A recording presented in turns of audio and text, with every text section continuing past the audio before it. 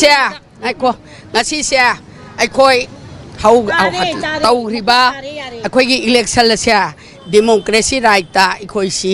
yamna nena ta na vote tawgadabani vote thadagadabani haiba kholau mayam ama mamang da laugre adubo sigomba manipur gi oriba lal horiba megi tang ahum dagi bisimina thoktana awa maisa langdana milu pirang piroina na bikham nari gai marak sida election se aikoi gi khwarman ima kaithen joint quarantine committee di election si tawbigino matam khara yai thokpigo misi mina awana na pik thale aduna mayam puna mang hak tang di lepiraga aikoi nena tarakan da tawsi haidana aikoi akanba pressure ma miam da amadi sarkar da pijabani adubo kodo kandak thugai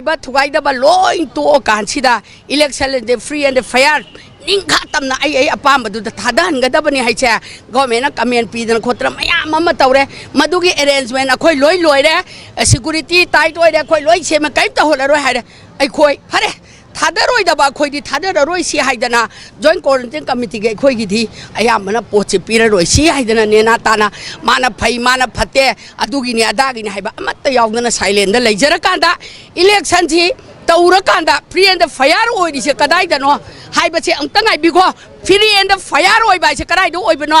polling manung da changaga agent chingthokpa nongmai na kapaga threat tawba puna mak tawba matamda ngasege manipur gi security chingna to min nei stand tawrga lepi se order puba piraktre akhoi di yengboda ba yengo haragadi adu order copy do isa singda su paira magadi amta pibiu pamdragana para pairam dragana ai ko irang aduk yang na tawba kana di checksin draga aduga ai ko hujik kana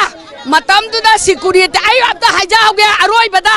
loina democracy right lairibra laitabra manipur paliba sarkar na thuna khangan biu hainau ma khong da phang gi ba imai be cheng phat laita laira phat tanari ni election mamang da tawgi bi ma cheng thokpi ro irang thoka da tumina leibe yaroi aduna crisis thoiba polling singdo by election tawbiu aduga ne aikoi da forcefully tawbiga no nongmai para gun point da changi ba polling da changaga nongmai kapi singdu da isa singi thauna se upira madi maitai macha se manipur se mangoi thauna pha bai cha lai re pambom tingang gadam ne adubu ngasi kari ta khulai su yaujadra akoi di kai ta su swal bai khoi da forcefully tawraga angak pada thauna lai na utpa sidi atop state ki mamang da yami kai cha khitang cha thok piu nupa na khoi da pai bei rai chu lai te ka thenga kanu angka thenga kanu aduna ha adagi nongmai kapi ba mayam do athuba matam da phabi ro kanano masak khangdo chi mi ahum phare haidai kanano haido takpiu nongmai yaure paisa yaure mi do puthok pi ro misak takpi ro aduna miang gi against ai khoi lekte